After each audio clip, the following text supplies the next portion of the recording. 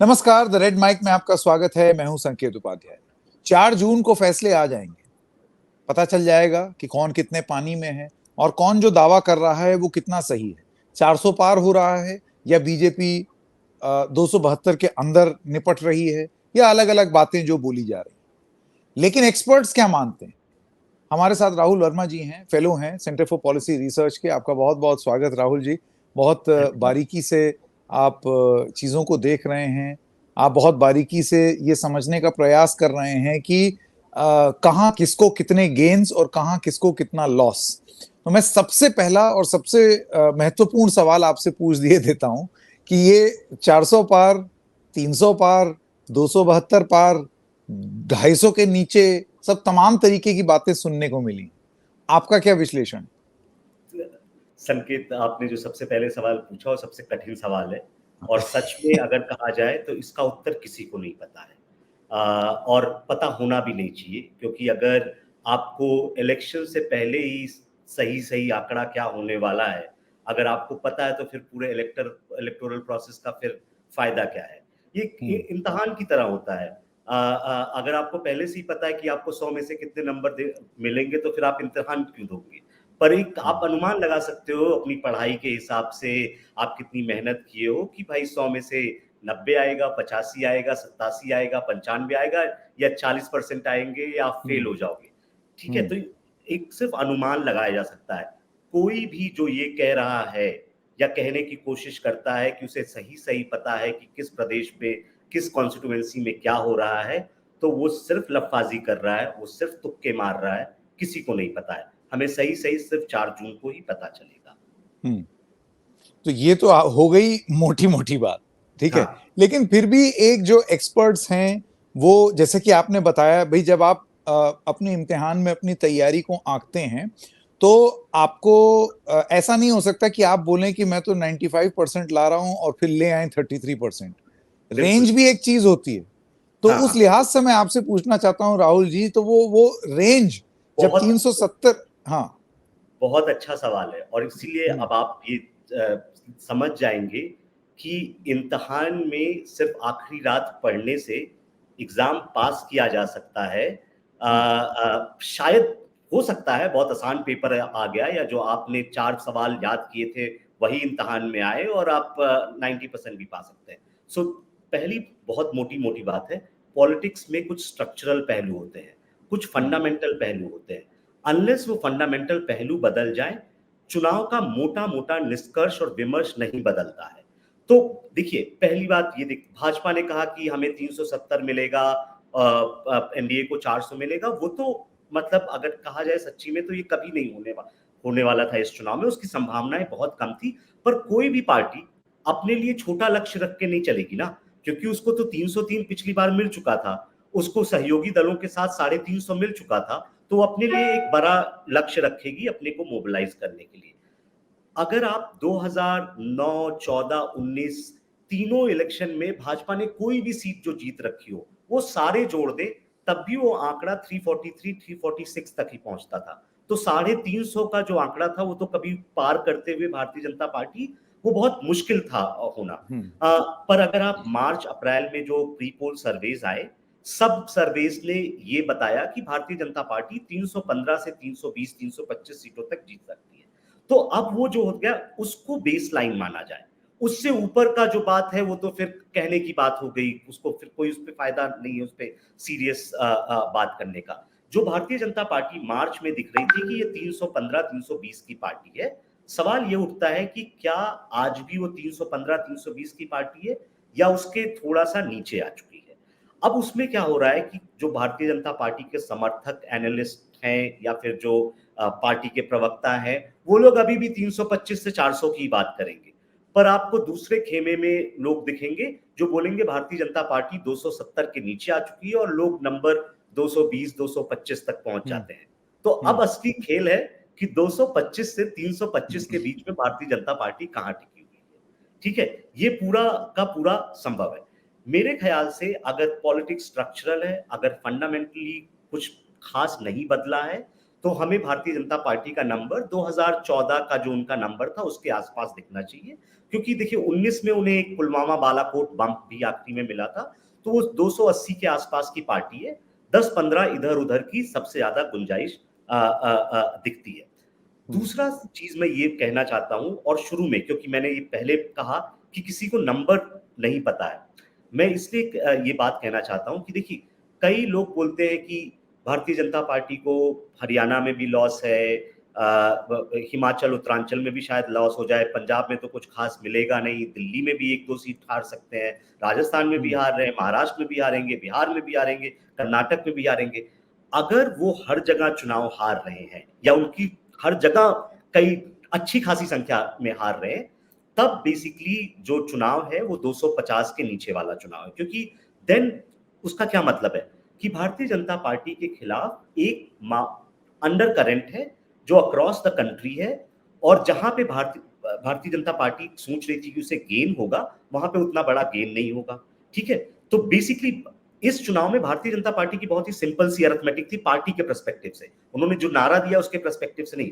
उनका ये मानना था कि हमारे कुछ कोर एरियाज हैं जहां पे हम लगभग 100% या 90% सीटें जीत चुके हैं, वो तीसरी बार करना मुश्किल होगा, शायद वहां एक एक दो दो सीटों का लॉस होगा, वो कुल मिला के 25-30 सीटें होंगी। हमारे कुछ नॉन कोर एरियाज हैं जिसमें वो शायद यूपी को भी गिन रहे थे, यूपी, बंगाल, उड़ीसा, तेलंगाना, आंध्र प्रदेश, कुछ लोग तमिलनाडु को भी मान रहे थे, ये हमारे नॉन कोर एरियाज हैं, यहाँ पे हमें 15-20 सीटों का या 25 सीटों का गेन होगा, 25-30 सीटों का लॉस, 25-30 सीटों का गेन, मोटा मोटा हम 300 के पास है। ये भारतीय जनता पार्टी की अरिथमेटिक है।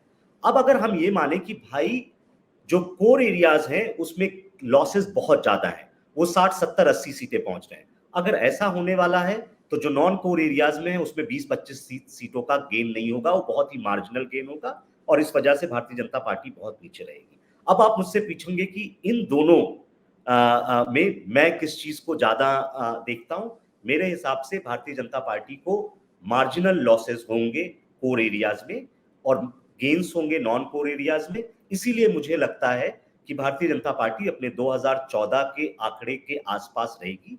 वो 19 का भी आंकड़ा हो सकता है, 15-20 सीटों का इधर उधर हो सकता है, मतलब मैं अपने आप को वहां देखता हूं। तो जो मैं समझ पाया हूं, जिसको आप जैसे हम रेंज की जब बात करते हैं तो आप 2014 और 2019 के आसपास बीजेपी का 2024 में परफॉर्मेंस देखते हैं।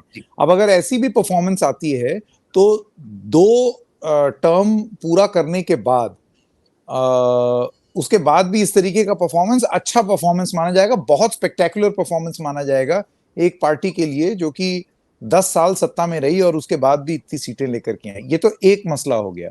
दूसरी चीज जो मुझे आपकी बात महत्वपूर्ण लगी और उस पर थोड़ा सा आप इलैबोरेट करें, आपने ये बोला कि वो सारी जगह हैं जहां पर बीजेपी मैक्स आउट कर गई है या उनके कोर एरिया हैं जहां से उनको भर भर के सीटें मिली हैं, 2014 में भी 2019 में भी, वहां कुछ जगहों पर हार की संभावना, और उसके बाद भरपाई कहां से हो, तो आपका यह कहना है कि भरपाई उस अनुपात में शायद ना हो जिस अनुपात में आपके कोर एरियाज में आपकी सीटें कम हो।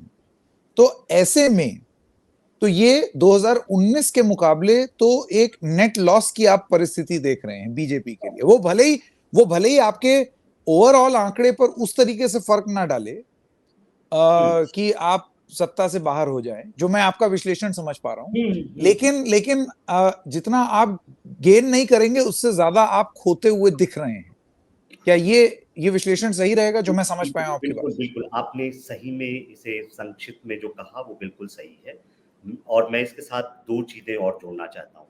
पहली बात, मेरा मानना है कि नेशनल इलेक्शंस में एक नेशनल रिदम होती है, ठीक है। अगर ये चुनाव state by state, seat by seat हो रहा है तो भारतीय जनता पार्टी को मुश्किल होगी। भारतीय जनता पार्टी को तभी एडवांटेज है जब नेशनल इलेक्शंस में एक नेशनल रिदम हो, ठीक है। और इसी वजह से जो उनके कोर एरियाज हैं उनमें मैं ये नहीं कह रहा हूं वो हार रहे हैं, बट उन्हें मार्जिनल नुकसान हो सकता है। अब जहां पे 25 में से 25 सीटें थी वहां पे हो सकता है 2-3 सीटों का लॉस हो। अगर 2-3 सीटों का लॉस है तो ये मैनेज हो सकता है। मैं ये नहीं कह रहा हूं कि पूरा का पूरा मैनेज हो सकता है, बट मार्जिनली वो मैनेज हो जाएगा।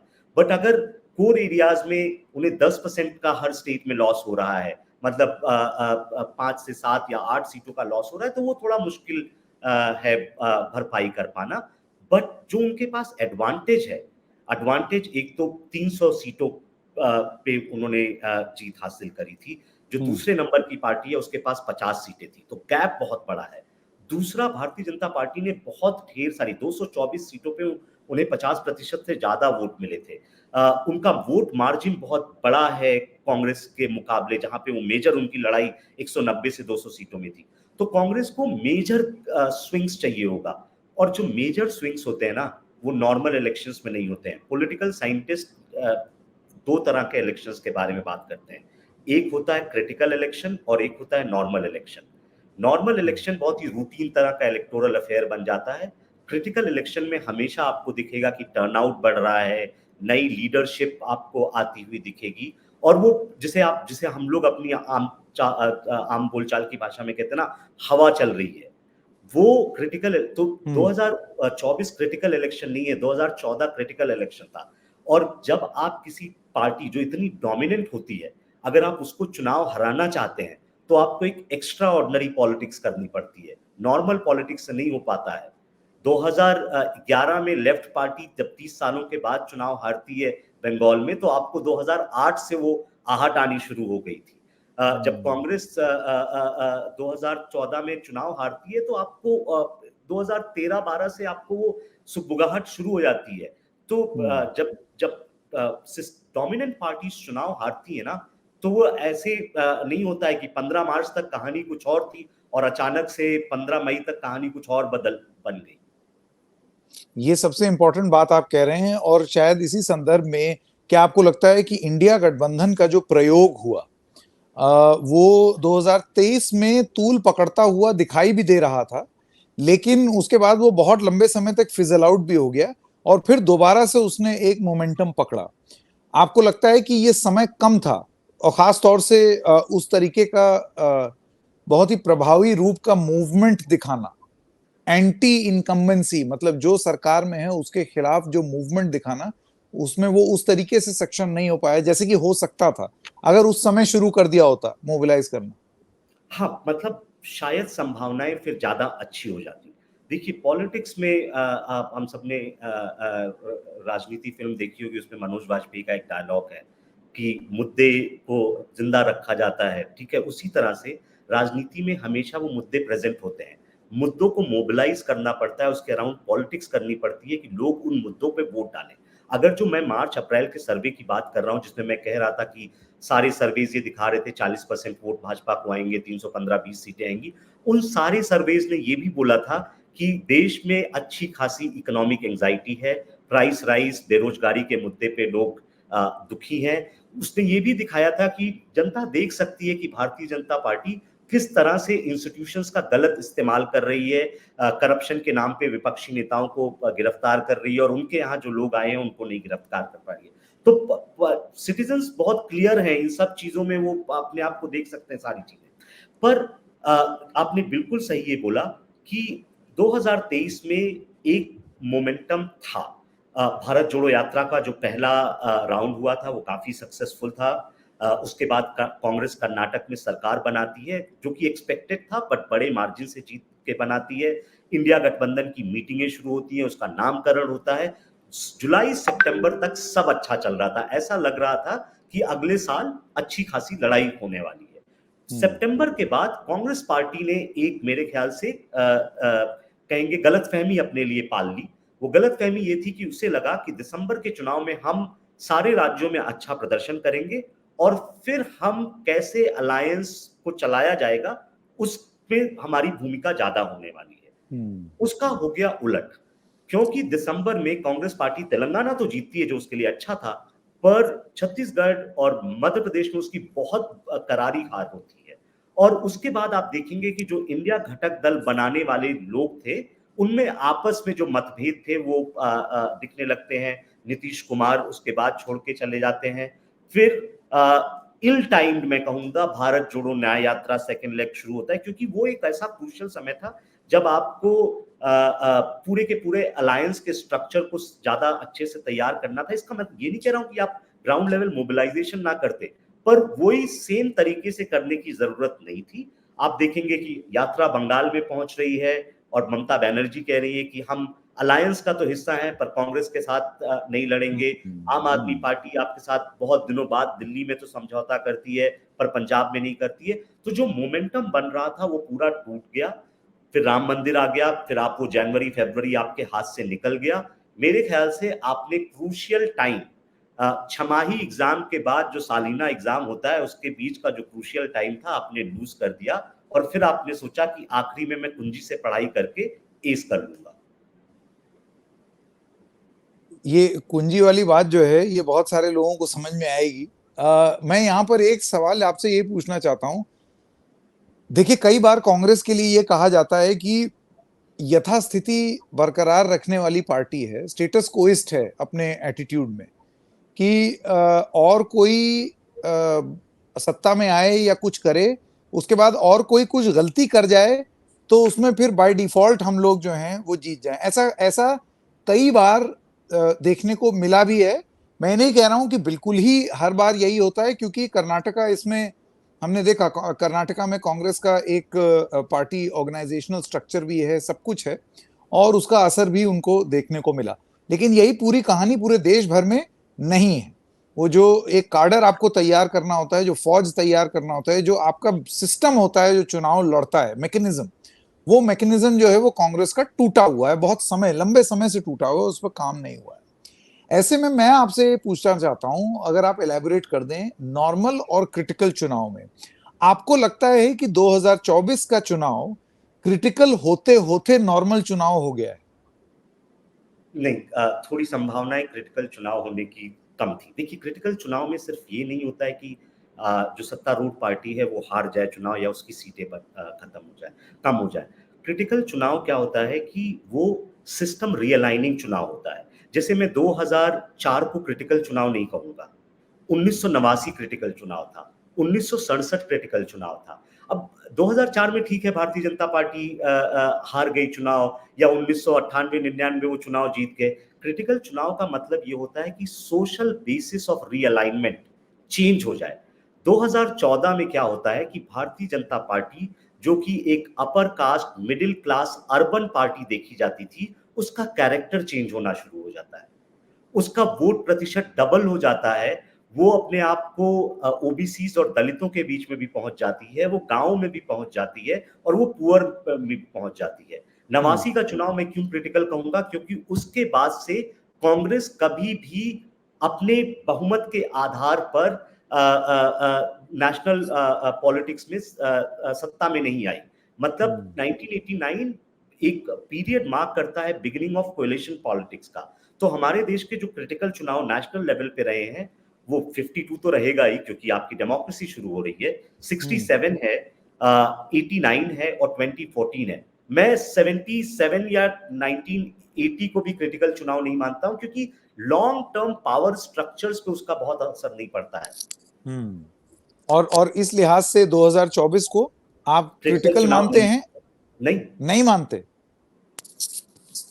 नहीं, तो यही मेरा सवाल था कि वो क्रिटिकल होते होते 2024 में 2014 क्रिटिकल था, 19 बेसिकली उस पैटर्न को कंटिन्यू करता है।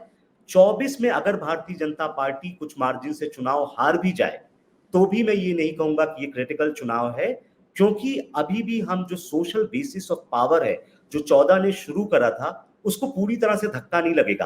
अब ये हो जाए कि भारतीय जनता पार्टी 50 सीट पे पहुंच जाए और फिर दोबारा उभर ही ना पाए, तब मैं उसे क्रिटिकल चुनाव मानूंगा, क्योंकि वो जो क्रिटिकल चुनाव होता है उसका शैडो पॉलिटिक्स पे लॉन्ग टर्म रहता है।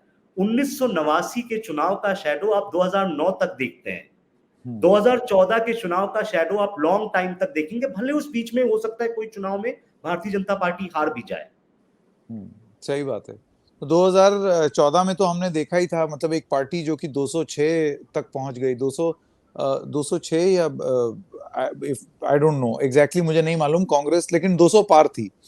के चुनाव में 206 सीटें आई थी। जी, 206। 206 सीटों के बाद फिर 2014 में 5 ही साल में 44 पर आकर के देश आपको पटक दे, आप एकदम मतलब क्या बोलूं मैं, एक चौथाई हो जाए, उससे भी नीचे गिर जाए, और फिर 2019 में आप सब कुछ करके भी मतलब महज 10 सीट ही ऊपर जा पाए। आपको लगता है कि इस चुनाव में कांग्रेस के लिए अपनी परफॉर्मेंस इंप्रूव करने की स्कोप और गुंजाइश है?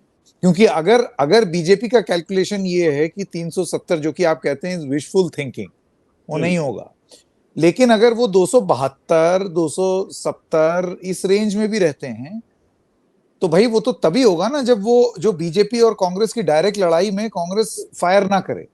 तो इस चुनाव का दरअसल ना हम बहुत ज्यादा बीजेपी पे फोकस कर रहे हैं, क्योंकि सोशल मीडिया का नैरेटिव जो है ना बीजेपी को कितनी सीटें आ रही है उस पे है। इस चुनाव का बहुत बड़ा असर पड़ने वाला है कांग्रेस पार्टी पे। मैं इसको थोड़ा विस्तृत ढंग से बात करना चाहूंगा। देखिए, कांग्रेस पार्टी, जो आपने थोड़ी देर पहले इस सवाल को पूछा था जब आप कर्नाटक का एग्जाम्पल ले रहे थे, कांग्रेस पार्टी को आप नेशनली देखने की कोशिश करिए और फिर स्टेट्स में देखने की कोशिश करिए। 1952 से लेकर अगर आप 2019 तक का एक ग्राफ बनाते हैं कांग्रेस पार्टी का वोट शेयर का, तो कंटिन्यूअस डिक्लाइन में है। कांग्रेस पार्टी टर्मिनल डिक्लाइन में है। हम सब जो एनालिस्ट टीवी या सोशल मीडिया इन सब पे चर्चा करते हैं ना, हम सीटों पे बहुत ज्यादा फोकस करने लगते हैं। मैं आपको ये 2009 का और 4 का एग्जांपल देता हूं। 2004 में कांग्रेस पार्टी के पास 145 सीटें थी और 2009 में 206 सीटें हो गई। तो ऐसा लगता है कि कांग्रेस को बहुत फायदा हुआ। नहीं, कांग्रेस को वोट शेयर में 1% का सिर्फ फायदा हुआ था। 1% से सिर्फ उनका वोट बढ़ा था। वो एक अच्छा सीट एडजस्टमेंट। तो वोट शेयर कांग्रेस पार्टी का लगातार नेशनली घटता जा रहा है। कांग्रेस पार्टी कई राज्यों में सिकुड़ती जा रही है। साउथ के राज्य ऐसे हैं जहां पे कांग्रेस पार्टी अभी भी डट के खड़ी हुई है। वो कर्नाटक एक जगह है जहां पे एक बार चुनाव हारती है, दूसरी बार जीत जाती है। केरल उस तरह का राज्य था, आंध्रा उस तरह का राज्य था। तो क्योंकि कांग्रेस कुछ राज्यों में अभी भी मजबूत स्थिति में, चाहे वो राजस्थान हो, छत्तीसगढ़ में पिछली बार सरकार थी, इस वजह से कई राज्यों में कांग्रेस अभी भी मजबूत स्थिति में है। पर नेशनली क्या हो रहा है कि कांग्रेस लगातार डिक्लाइन में है, वो सिकुड़ती जा रही है। आप चाहे वो देखें, और उसका ये भी मतलब है कि वो स्टेट्स में भी सिकुड़ती जा रही है। अब आपको मैं एग्जांपल दूंगा। तमिलनाडु एक ऐसी जगह है जहां पे 1967 के बाद सत्ता में नहीं आई। बंगाल ऐसी जगह है जहां 70 के बाद सत्ता में नहीं आई। अगर आप यूपी और बिहार आएंगे तो 1989 के बाद नहीं आए। अगर गुजरात में देखेंगे तो 95-97 के बाद नहीं आए। अगर आप मध्य प्रदेश देखेंगे तो सिर्फ 1 साल के लिए आए, 1.5 साल के लिए, पर 20 सालों से वहां की राजनीति में, 25 सालों से गायब हो गए। तो कांग्रेस एक सिकुड़ती हुई पार्टी है। अब ये जो आपने सवाल पूछा कि देखिए, पहले बात तो मैं नहीं मानता कि 2019 में उनका परफॉर्मेंस इंप्रूव हुआ था। हमने फिर सिर्फ सीट पे फोकस करा, और 2024 में ऐसा संभव है कि कांग्रेस पार्टी की सीटें बढ़ जाएं। वो हो सकता है 60 पहुंच जाए, 70 पहुंच जाए। असली इंप्रूवमेंट तब होगा अगर वो, मैं कहूंगा कि 100 सीट्स का आंकड़ा पार कर ले, जो कि बहुत ही मुश्किल है। मेरा रीजन ये है कि मैं ये इसलिए कह रहा हूं कि कांग्रेस पार्टी के लिए मुश्किल का दौर है। 2019 में भी जब कांग्रेस पार्टी की 8 या 9 सीटें बढ़ी थी, अगर आप सिर्फ इस संख्या को देखें कि कांग्रेस पार्टी विनर और रनर अप कहां थी, उस संख्या में गिरावट हो गया था। 2014 में 260 या 270 सीटें थी जहां पे कांग्रेस पार्टी विनर और रनर अप थी। वो संख्या में 2019 में गिरावट हो गई थी। इस चुनाव में क्या हो रहा है? कांग्रेस पार्टी सिर्फ 328 सीटों पे चुनाव लड़ रही है। इसका क्या मतलब है कि देश की जो नेशनल पार्टी थी उसने ये मान लिया है कि लगभग 200 सीटें ऐसी हैं, 220 सीटें ऐसी हैं देश में जहां पे वो चुनाव लड़ने के कारगर नहीं है। 2014-19 में 100-150 से ज्यादा ऐसी सीटें हैं जहां पे कांग्रेस पार्टी की जमानत जब्त हो गई थी। इसका मतलब यह है कि उन सीटों पे कांग्रेस पार्टी के पास 10 से 15% वोट नहीं है। तो इवन अगर कांग्रेस पार्टी की 10, 15, 20 सीटें बढ़ भी जाए इस बार, मैं कहूंगा कि ये बहुत क्रिटिकल चुनाव होगा कि चुनाव के बाद कांग्रेस पार्टी अगर सत्ता में नहीं आती है, जिसकी संभावनाएं बहुत ज्यादा है, तो कांग्रेस पार्टी का भविष्य क्या होने वाला है। क्योंकि आप इस तरह से सोचिए कि कई ऐसे युवा होंगे 25-35 साल के, जिन्होंने कांग्रेस पार्टी को 9, 10, 11 के आसपास ज्वाइन करा होगा, और वो लगातार चुनाव हारती जा रही है। अब वो 50 साल के हो जाएंगे, तो उन्होंने अपना जो जीवन का पीक टाइम था पॉलिटिक्स करने का, वो विपक्ष में रह गए। बिल्कुल, बिल्कुल, बहुत इंटरेस्टिंग है। कांग्रेस पर तो लोग फोकस करते हैं, लेकिन सीट पॉइंट ऑफ व्यू से करते हैं, क्योंकि सीट ही मैटर करती है अगर आपको सरकार बनाना है। पर वोट शेयर जो है वो अपने आप में एक बहुत इंपॉर्टेंट कहानी है। और कांग्रेस ने 2019 में इस चीज का बड़ी खुशी मनाई कि 12 करोड़ लोगों ने उनको वोट दिया है इस देश में। इसका भी एक सेलिब्रेशन हुआ था। इंटरेस्टिंग है, अब देखना है कि 4 जून मैं को नतीजा क्या आता है। इसी चीज पे एक आपको बताना चाहूंगा, देश हाँ। में 1991 और 96 में भी 12 करोड़ लोगों ने कांग्रेस को वोट दिया था, इसी नंबर के आसपास। मैं ये कह रहा हूं कि हमारी इलेक्ट्रेट साइज 1990 से लेके 2020 के बीच में डबल हो गई। एब्सोल्यूट नंबर्स में कांग्रेस का वोट सेम रहा है। नहीं तो ये तो डिक्लाइन हुआ ना। हाँ एग्जैक्टली, तो वो 12 करोड़ एग्जैक्टली, इसीलिए 12 करोड़ ये बहुत बड़ा डिक्लाइन हुआ कि भाई आपको 45 करोड़ वोटर में 12 करोड़ मिलता था 1990 में, अब आपको 85 करोड़ वोटर या 90 करोड़ वोटर में 12 करोड़ मिल रहा है। तभी तो आप हाफ हो गए ना। पहले आप 35% की पार्टी थे ना, आप 40% की पार्टी थे, अब आप 20% की पार्टी हो गए। बिल्कुल, वेरी इंटरेस्टिंग। बहुत बहुत धन्यवाद राहुल वर्मा जी, अच्छा लगा, रोचक बातचीत, बहुत कुछ धन्यवाद समझने सर, में। Thank you very much. बहुत शुक्रिया धन्यवाद। आपका।